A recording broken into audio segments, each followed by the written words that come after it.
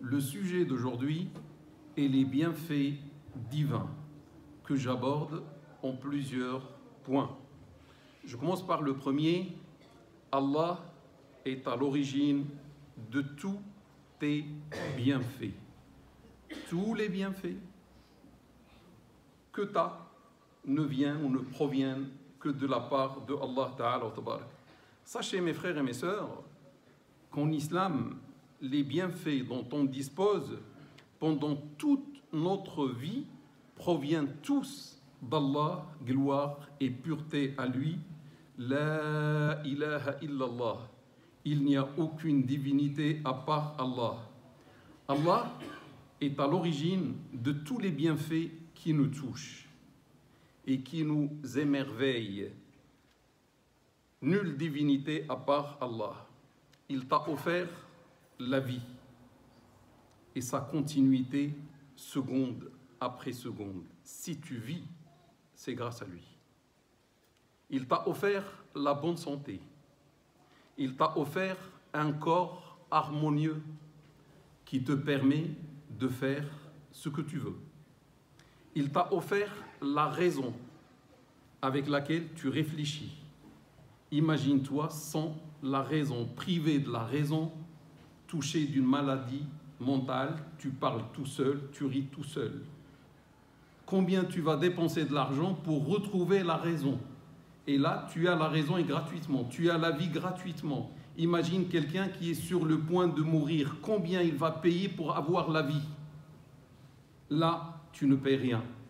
C'est un bienfait venant de Allah Ta'ala wa Tabarak. Il t'a donné le cœur avec lequel tu aimes. Le problème avec ce cœur, qu'est-ce que tu vas aimer? Vas-tu aimer les créatures ou vas-tu aimer le créateur des créatures qui t'a offert ce cœur? C'est ce qu'on va voir par la suite. Il t'a donné les yeux avec lesquels tu vois. Imagine-toi aveugle. Combien tu vas mettre? Quel prix tu vas mettre pour retrouver la vue? Tu as la vue. Et gratuitement, venant de la part d'Allah, comme un cadeau, comme un bienfait. Il t'a donné la langue avec laquelle tu parles. Imagine-toi, frère ou sœur, muet. Tu ne parles pas. Combien tu vas mettre comme prix pour pouvoir parler? Te voici parler comme tu veux. Et gratuitement, grâce à ce bienfait venant de la part de Dieu. Il t'a donné les oreilles avec lesquelles tu entends, la subsistance avec laquelle tu vis, la voiture avec laquelle tu te déplaces, le foyer dans lequel tu te reposes, la famille qui t'accompagne et qui te soutient, la femme avec son grand mérite, le mari avec son grand mérite, les enfants qui ont rempli votre foyer de joie et de rire, le travail, etc. Allah nous rappelle cette vérité. وَمَا بِكُم مِّن نِّعْمَةٍ فَمِنَ اللَّهِ. Et tout ce que vous avez comme bien provient d'Allah. C'est Allah qui parle dans un noble verset coranique. Retenons cela, mes frères et mes sœurs. Il dit, tout ce que vous avez comme bienfait, comme grâce, provient uniquement d'Allah. Mon frère, ma sœur, tout ce que tu as dans ta vie et ce que tu aimes dans ta vie provient d'Allah. C'est lui qui t'a tout donné. En principe, les bienfaits d'Allah poussent le croyant raisonnable et attentif à aimer Allah plus que tout le reste. Le premier point, les bienfaits venant de Allah Ta'ala wa Tabarak poussent le croyant à aimer Dieu plus que tout le reste dans sa vie, plus que l'amour des créatures. Le deuxième point, ou la deuxième conséquence, les bienfaits que Dieu nous donne, il nous donne tous les jours, aide le croyant à se rappeler de Allah. Parce que lorsqu'il voit un bienfait qui est cher à lui, qui arrive, peut-être il va verser quelques larmes dans sa solitude pour remercier Allah Ta'ala wa Tabarak, parce que les bienfaits ne proviennent pas grâce à notre intelligence, ou grâce à notre force, ou grâce à notre travail, mais c'est grâce à Allah Ta'ala wa Tabarak. C'est lui, Allah, qui mérite notre premier amour, vu tous les dons qu'il nous a donnés. D'ailleurs, le prophète sallallahu alayhi wa sallam dit dans un hadith: La yajidu ahadun halawat al-iman hatta yakuna Allahu wa rasuluhu ahabba ilayhi mimma siwahuma. Personne ne goûtera à la douceur de la foi que lorsqu'il aime Allah et son messager plus que tout le reste, rapporté par l'imam Bukhari et l'imam Muslim. Ne pas accorder à Allah le plus grand amour de notre vie est une injustice. Est une injustice. Et Dieu n'aime pas les injustes. Est une injustice, une ingratitude et une faiblesse de la foi. Le prophète, salat et salam sur lui, a dit dans un hadith: La yu'minu ahadukum hatta akuna ahabba ilayhi min walidihi wa waladihi wa min an-nasi ajma'in. L'un de vous ne sera pas un véritable croyant que lorsqu'il m'aime, moi, ça veut dire le prophète sallallahu alayhi wa sallam, plus que son père, plus que son enfant et plus que l'humanité tout entière. Unanimement authentique, rapporté à la fois par l'imam Bukhari et l'imam Muslim. Si le prophète sallallahu alayhi wa sallam nie la foi complète pour celui qui n'aime pas le prophète sallallahu alayhi wa sallam plus que tout le reste, que dire de celui qui n'aime pas Allah dans sa grandeur, dans sa splendeur, plus que tout le reste? Car cela revient, j'ai dit, celui qui n'aime pas Allah plus que le reste, c'est une injustice, c'est une ingratitude et c'est une faiblesse de la foi, car cela revient à aimer les bienfaits d'Allah, ça veut dire la famille, l'épouse, le mari, les amis, les enfants, l'argent, la voiture, les voyages, etc., plus que celui qui nous les donne. Lorsqu'on va aimer, ou on va aimer Dieu, on va aimer Allah moins que les créatures, c'est-à-dire notre plus grand amour va vers ce que Dieu nous donne. Il nous a tellement donné, et nous avons aimé ce qu'il nous a donné parce que ce qu'il nous donne est énorme. Et on aime les dons au lieu d'aimer plus le donateur, Allah Ta'ala wa Tabarak. Celui qui aime les créatures plus que le créateur, Allah le prive de la douceur de la foi. Comme l'a dit le prophète sallallahu alayhi wa sallam dans le hadith rapporté par l'imam Bukhari.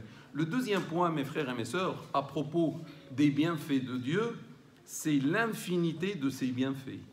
Ils sont infinis. Mon frère ou ma sœur, Allah ne t'a pas donné uniquement 10 magnifiques bienfaits, ni 100 magnifiques bienfaits, ni 1000. Il t'a donné plutôt une infinité. Écoute ce qu'il dit, ça veut dire Allah, dans un verset coranique: وَإِن تَعُدُّوا نِعْمَةَ اللَّهِ لَا تُحْصُوهَا إِنَّ الْإِنسَانَ لَظَلُومٌ كَفَّارٌ. Et si vous comptiez les bienfaits d'Allah, vous ne sauriez les dénombrer. L'homme est vraiment très injuste et très ingrat. Donc si quelqu'un parmi nous cherche à recenser, à compter les bienfaits d'Allah, il va dire ça c'est 1, là c'est 2, là c'est 3, il va passer une journée, il va passer plutôt toute sa vie et il ne finira pas de les compter. Et malgré ça, Dieu dit l'homme est vraiment, Dieu a regardé l'homme envers lequel il a tout donné.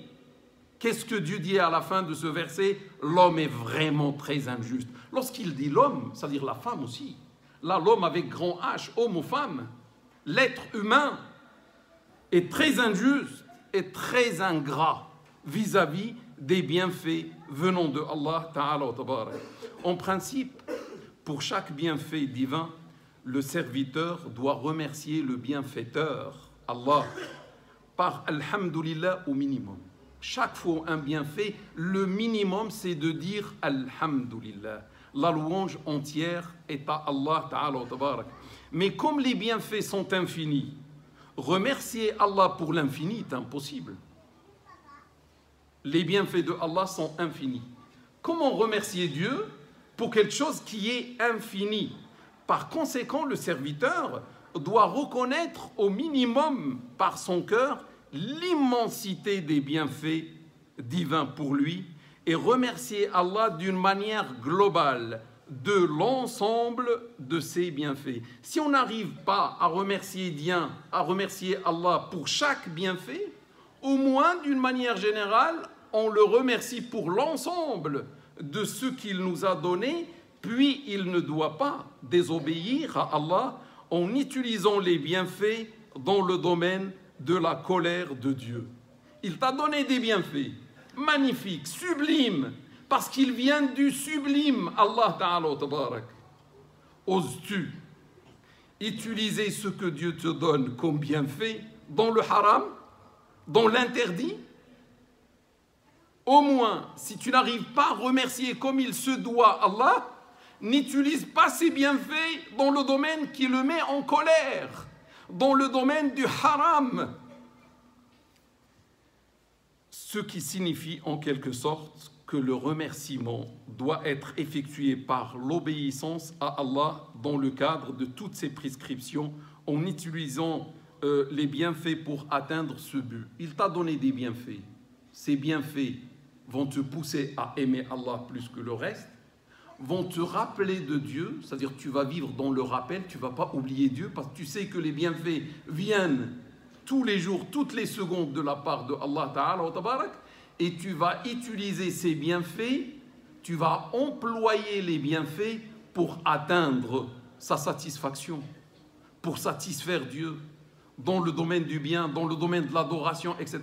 Et ne pas l'énerver en utilisant les bienfaits dans le domaine du mal et dans ce qui énerve Dieu subhanahu wa ta'ala. Cependant, utiliser les bienfaits divins dans la désobéissance est une grande injustice et une grande ingratitude à l'égard de Dieu. C'est pour ça Dieu dit, Allah dit, Inna l'insana lazalumun kaffar. L'homme est vraiment très injuste et très ingrat.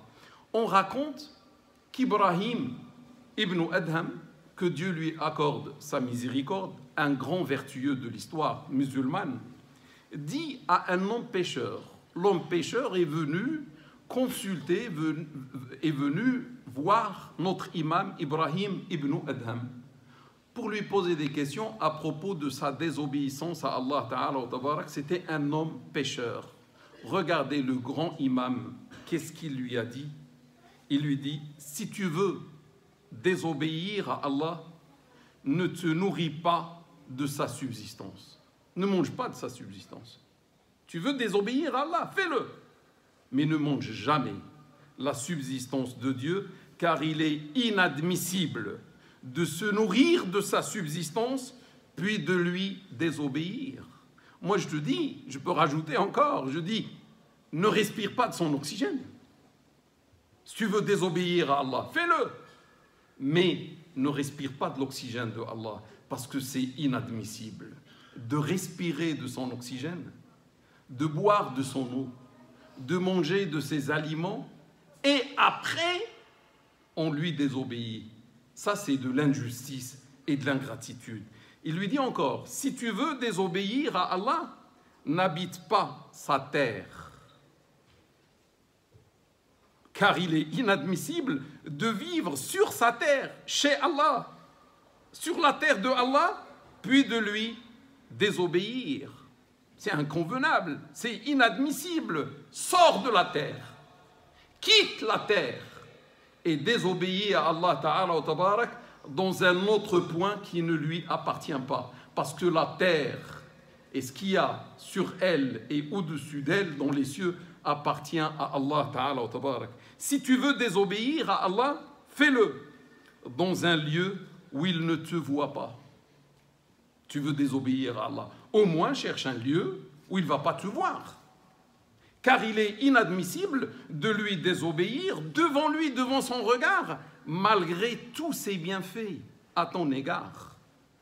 Par la suite, l'homme a beaucoup pleuré et s'est repenti à Allah Ta'ala wa Tabarak. Ainsi était le pécheur à l'époque.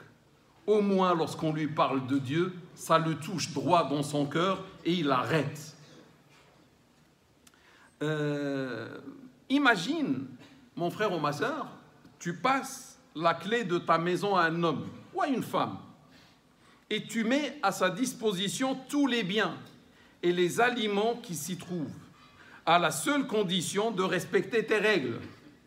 Tu lui dis les 3 ou les 4 règles ou les 10 règles qu'il doit respecter pour prendre à lui seul la maison et tous ses biens et tous ses aliments. Il fait ce qu'il veut, à part il doit respecter les règles. Puis tu remarques qu'il ne respecte pas les règles. Tu as placé des caméras partout. De là où tu es, tu regardes ce que cet homme ou cette femme fait dans ta maison. Et Allah est présent avec nous, par sa science, par son regard. Il voit tout, il entend tout dans ce royaume de Dieu, subhanahu wa ta'ala. Et quand tu vas voir, grâce à ces caméras, tout ce que cet homme, tu vois que, il ne respecte pas les règles, et en plus, il fait tout ce qui te met en colère. Vas-tu lui laisser la maison ou vas-tu le punir par l'expulsion? En principe, face à des bienfaits divins infinis, le croyant doit répondre par un amour et une obéissance infinie à l'égard du bienfaiteur Allah Ta'ala wa Tabarak. Si les bienfaits venant de Allah sont infinis, l'amour qui doit remonter de notre part et l'obéissance de notre part à l'égard de Allah, en principe, ça doit être infini, comme les bienfaits sont infinis. Ce qui augmente davantage les bienfaits divins pour ce croyant reconnaissant. Allah dit La in shakartum la azidannakum. Si vous êtes reconnaissant, certes, je vous donnerai davantage. Reconnaissez au moins ce que je vous donne. Remerciez ce que je vous donne par l'obéissance. Et je vous donnerai encore plus. Je vais vous étonner par mes dons et par mes bienfaits.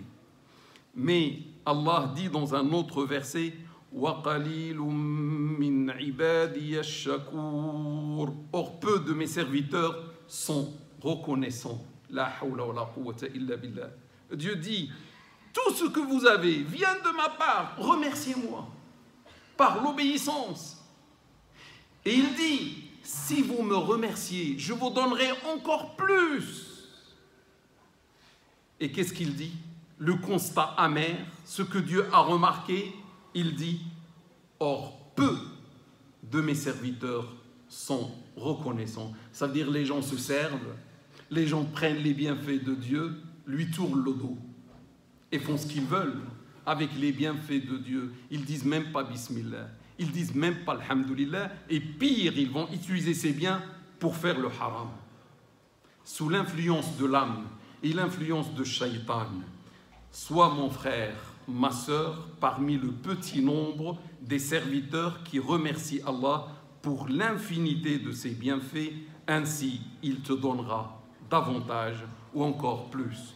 Le troisième point, mes frères et mes sœurs, c'est le plus grand bien, c'est le plus grand bienfait.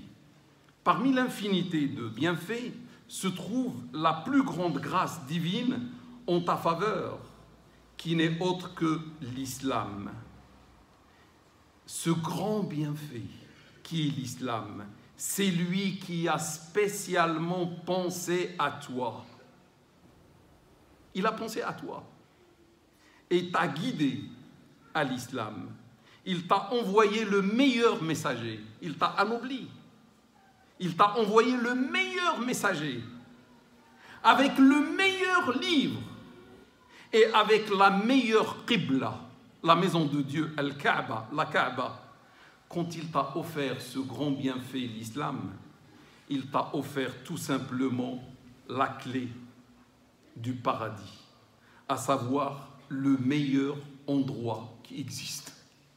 Il t'a passé la clé lorsqu'il t'a guidé à l'islam. Y a-t-il un meilleur bienfait que celui-ci? Non, il est le sublime. Le quatrième et dernier point dans ce premier discours, qui dit bienfait, dit épreuve. Tu aimes les bienfaits de Dieu? Attends-toi aux épreuves de Dieu subhanahu wa ta'ala. Ce qu'on oublie souvent, c'est que les bienfaits pourraient être aussi une source d'épreuves pour nous. Allah dit وَنَبْلُوكُمْ بِالشَّرِّ وَالْخَيْرِ فِتْنَةً. Nous vous éprouvons par le mal et par le bien. Je souligne le bien à titre de tentation. Certains savants, certains vertueux, ils ont dit l'épreuve par le bien est plus difficile que l'épreuve par le mal, parce que le mal, beaucoup arrivent à le supporter. Beaucoup arrivent à supporter la pauvreté, arrivent à supporter la maladie, etc. Mais le bien, quand on a le bien dans ses différentes formes, la tentation est forte. Et il y a des gens qui vont désobéir à Allah Ta'ala wa Tabarak à cause du bien par lequel il les a éprouvés. Nous vous éprouvons par le mal et par le bien à titre de tentation. N'oublions pas qu'Allah, l'infiniment grand, a offert à Ibrahim, à Abraham, salat et salam sur lui, un fils, Ismaël, salat et salam sur lui, un grand bienfait, un immense bienfait pour Ibrahim, après des dizaines d'années sans aucun enfant. Est-ce un grand bienfait ou pas? Oui, avoir un fils, c'était pour lui un grand bienfait.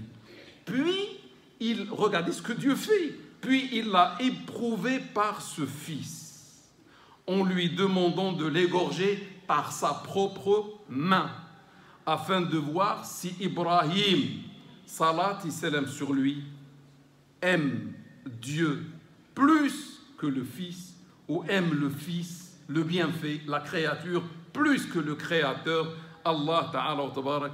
Bien sûr, le père des prophètes, Abraham, Ibrahim, salat et salam sur lui, a réussi le test ou l'épreuve avec excellence. Il a montré à Allah qu'il aime Allah, plus que le fils que Allah lui avait donné à un âge avancé. Par conséquent, mes frères et mes sœurs, celui qui aime Allah plus que tout le reste, qui fait comme Ibrahim, salat et salam sur lui, remerciera bien Dieu en utilisant ses bienfaits dans l'adoration et réussira dans toutes les épreuves par l'obéissance. Parce que si tu aimes Dieu plus que tout le reste, Dieu te teste avec des choses, des bienfaits qu'il va vouloir t'enlever.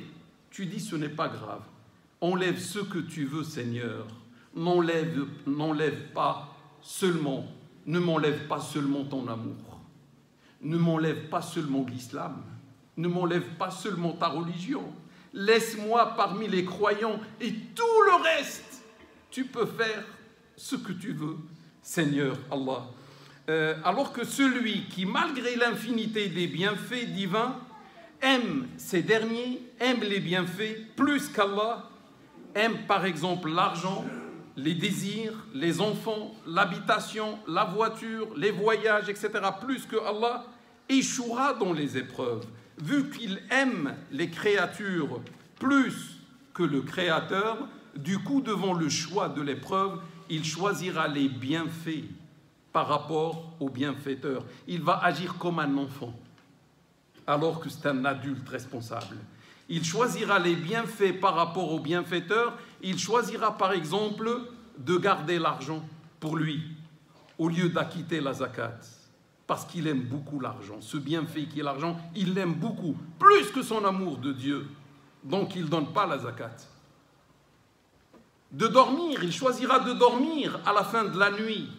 Le sommeil n'est qu'un grand bienfait de Dieu subhanahu wa ta'ala. Il va choisir de dormir à la fin de la nuit au lieu de se réveiller pour le fajr, pour se prosterner et se courber face à celui qui lui a donné ce bienfait qui est le sommeil, pour lui dire je t'aime plus que le sommeil, Seigneur, ou de toucher, ou il choisira de toucher au désir interdit au lieu de s'abstenir.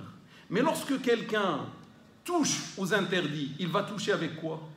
L'interdit, le désir interdit. Dieu lui a interdit ça. Il va toucher avec quoi? Avec sa main. La main qui n'est qu'un bienfait de Dieu. Et Dieu nous a dit, n'utilisez pas mes bienfaits dans le haram. Avec sa main, avec la main de Dieu. Le bienfait de Dieu, il va faire avec sa bouche. Avec ses yeux, il va voir l'interdit. Alors, avec ses yeux, on ne doit pas voir l'interdit. Ce sont des bienfaits chers venant de Dieu. Avec ses oreilles, il va entendre l'interdit sans avoir honte devant Dieu, subhanahu wa ta'ala. Avec ses pieds, il va partir vers l'interdit. Avec l'argent que Dieu lui a donné comme bienfait, il va acheter ce qui l'aide à faire l'interdit, etc. Et ça, c'est grave. Et dans le cas où il avait aimé Allah plus que tout le reste, il n'aurait pas fait le mauvais choix. Dieu dit وَالَّذِينَ آمَنُوا أَشَدُّ حُبًّا لِلَّهِ. Or, ceux qui ont cru ont pour Allah un très grand amour. Qu'Allah augmente notre amour. Mes frères et mes sœurs, avant de finir, sachez qu'on est, chacun de nous n'est qu'un serviteur qui a un maître. Le maître, c'est Allah Ta'ala. Et toi, comme serviteur, moi aussi, Dieu, notre maître, qui est miséricordieux, qui nous aime, nous a inondés par ses cadeaux et par ses bienfaits. Mais il nous a dit, attention, les cadeaux que je vous donne, mes serviteurs, ne sont pas à vous. Vous n'êtes pas les possesseurs, vous n'êtes pas les propriétaires de ces cadeaux. Vous ne pouvez pas les utiliser comme vous voulez. Mais vous devez utiliser ce que je vous donne dans le domaine qui me satisfait, moi, Allah. Et n'oubliez pas que je suis avec vous. N'oubliez pas que je vais voir ce que vous faites avec mes cadeaux et avec mes bienfaits. Donc, mon frère, tu n'es pas un propriétaire, mais tu n'es qu'un dépositaire. أنت لست مالك المالك هو الله أنت يا عبد مؤتمن على أمانة. Tout ce que tu as, ces millions de bienfaits ne sont que des dépôts entre nos mains. Et on doit bien utiliser le dépôt de Dieu subhanahu wa ta'ala. Mes frères et mes sœurs, qu'Allah augmente notre amour pour lui, ainsi que notre obéissance. أقول قولي هذا واستغفر الله لي ولكم ولسائر المسلمين فاستغفروه إنه هو الغفور الرحيم وآخر دعوانا أن الحمد لله رب العالمين. أمر إلى النقطة الرابعة والأخيرة في هذا اليوم. Je passe au quatrième et dernier point d'aujourd'hui. Les bienfaits deviendront des interrogations. Si on aime les bienfaits, sachons, mes frères et mes sœurs, que ces bienfaits feront l'objet d'interrogations. Ce qu'on oublie aussi, c'est que tout bienfait divin reçu dans cette vie première fera l'objet d'une interrogation divine lors du jour dernier. Comme les bienfaits sont infinis ou sont presque infinis, le jour dernier est presque infini, lui aussi. Il fait 50 000 ans, 50 000 ans, afin de répondre à toutes les questions divines à propos de notre utilisation de ces bienfaits. Qu'est-ce qu'il va faire? C'est l'état des lieux. On est revenu vers Allah Ta'ala wa Tabarak. Il va voir les dépôts, dépôt par dépôt. Il va voir les bienfaits, bienfait par bienfait. Et qu'est-ce que tu en as fait? Allah dit à propos de cela, ثم لتسألن يومئذ عن النعيم. Et certes, ce jour-là, vous serez interrogés à propos de tout bienfait. Ce n'est pas moi qui parle, c'est Allah Ta'ala wa Tabarak. Ce jour-là, le jour de la résurrection, vous serez certes interrogés à propos de tout bienfait que je vous ai donné. Des interrogations très nombreuses, presque infinies. C'est pour ça que le jour est long, 50 000 ans. Des interrogations venant de Allah même, subhanallah. C'était possible que l'archange Gabriel ne passe l'oral ou un autre ange. Dieu n'a pas voulu. C'est le maître même. Tu vas passer entre les mains du maître et c'est le maître qui va te poser les questions. C'est le maître qui va t'interroger ce jour-ci à propos de l'argent, à propos de beaucoup de choses. Et parmi ces beaucoup de choses, il y a l'argent. Comment l'avons-nous gagné et dans quel domaine l'avons-nous dépensé? Chaque sou, pas chaque euro, chaque sou. Du temps. Qu'en avons-nous fait la vie? 60 ans, 70 ans, c'est un bienfait ou pas? Oui, c'est un grand bienfait, le fait de vivre. Qu'est-ce que tu as fait des années que je t'ai données? Des yeux, qu'avons-nous fait avec ces yeux dans toute notre vie? Tout ce que nous avons vu. Des choses qu'on a même oubliées. Mais Allah n'a pas oublié. Des oreilles, qu'avons-nous entendu avec ces oreilles? Des mains, qu'avons-nous touché avec ces mains? Etc. C'est la réussite ou l'échec lors de ce grand oral qui conditionnera l'accès au paradis ou en enfer. Allah subhanahu wa ta'ala, frères ou sœurs, et moi avec toi, va nous poser des questions sur chaque bienfait. Quand tu as reçu ce bienfait, est-ce que ça t'a aidé à m'aimer davantage? Est-ce que ton amour pour moi a augmenté? Ou c'est ton amour pour le bienfait qui a augmenté? Et tu m'as oublié. Est-ce que quand je t'ai donné ce bienfait, tu l'as employé dans le domaine qui me satisfait, pour me plaire, pour plaire à moi, pour faire le bien, pour bien m'adorer, etc. Ou est-ce que tu as utilisé mon bienfait pour me désobéir et pour provoquer ma colère, etc. Et bienfait avec bienfait. Donc, est-ce que les bienfaits ont augmenté l'amour pour Dieu? Ou est-ce que les bienfaits ont augmenté l'amour des créatures? Et c'est ça la question à laquelle on doit s'attendre, et c'est la question pour laquelle on doit, mes frères et mes sœurs, préparer une réponse dès aujourd'hui. Si on a commis l'erreur ensemble, dans le passé, mes frères et mes sœurs, essayons aujourd'hui de faire le repentir, parce que le repentir efface le passé. Il y a de l'espoir, alhamdoulilah. Il n'y a pas que le désespoir, il y a de l'espoir. Le problème, c'est celui qui va continuer comme ce qu'il faisait jusqu'à la mort. Mais celui qui, lorsqu'il entend le rappel, il réfléchit, il rectifie le tir, ça c'est un véritable croyant.